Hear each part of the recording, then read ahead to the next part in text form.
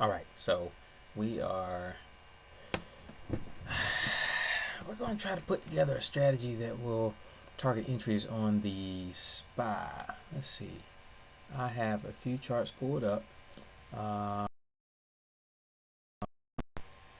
If anybody knows, been following the channel, they know that I mess around with tqqq a lot, and that's what I'm focused on. But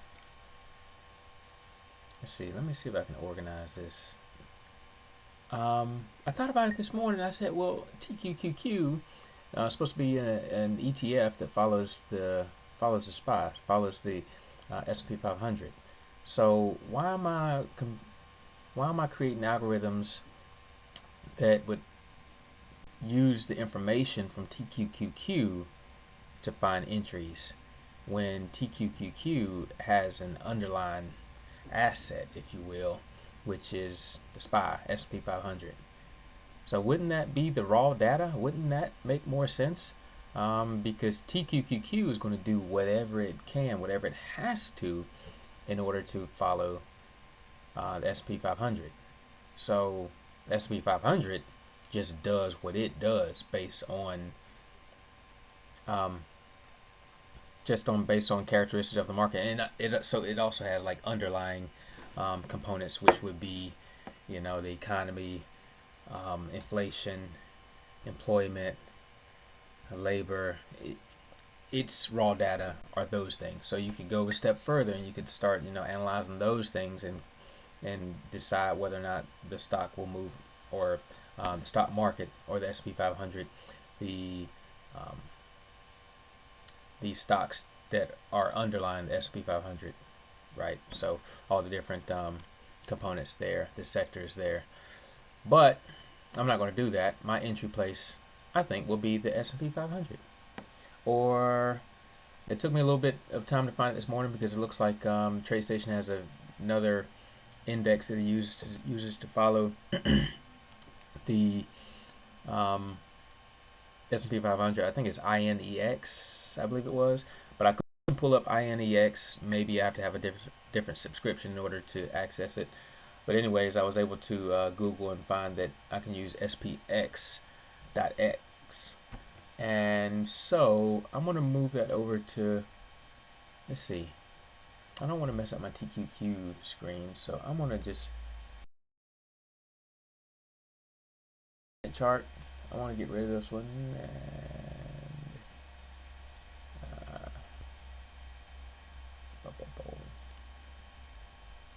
get rid of this one, get rid of this one.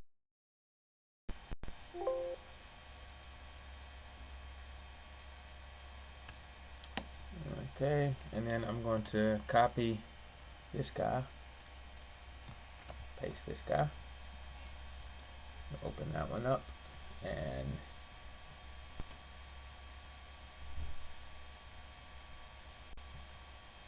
delete that just to prevent it from slowing down the computer too much. So I have a couple windows open, so you guys see these workspaces right here. I have another desktop open, I should say. Alright, hang tight.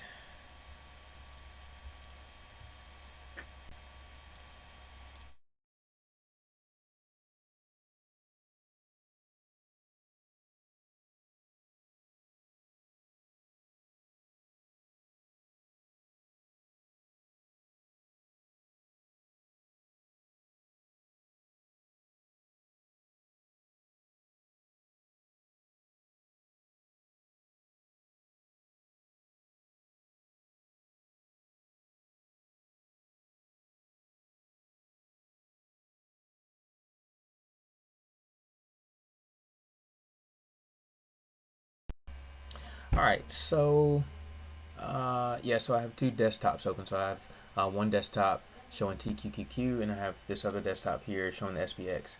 But I'm going to just use this second desktop here, and we're going to change this to tqqq.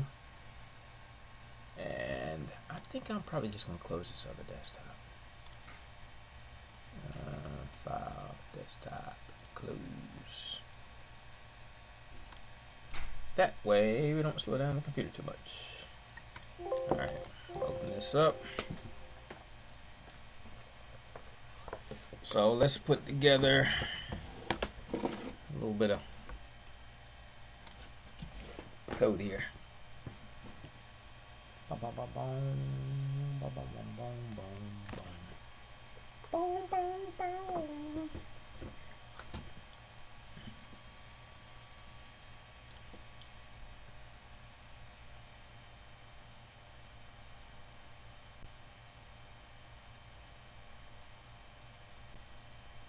All right, tqqq. Can I do that? Yeah, I can. All right, so now we're going to open up the coding. Actually, I'm going to make this on the big screen. I'm going to open up the coding environment.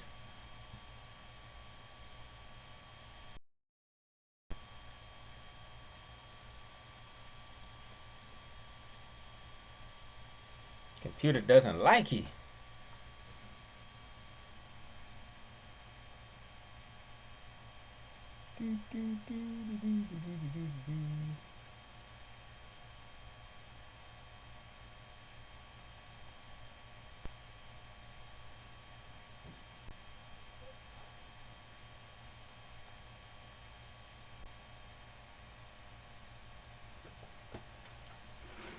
All right.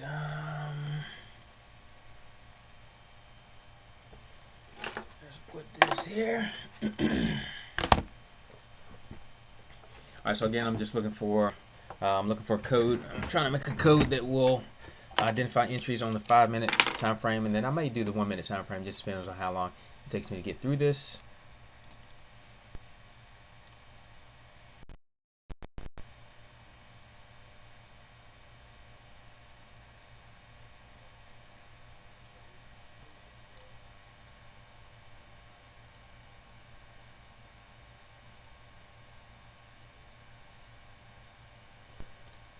All right, here we go. All right, so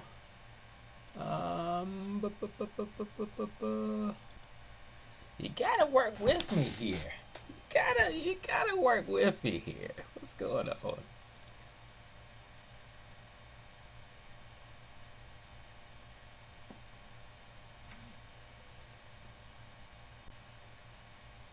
right, you know what? I'm gonna restart this.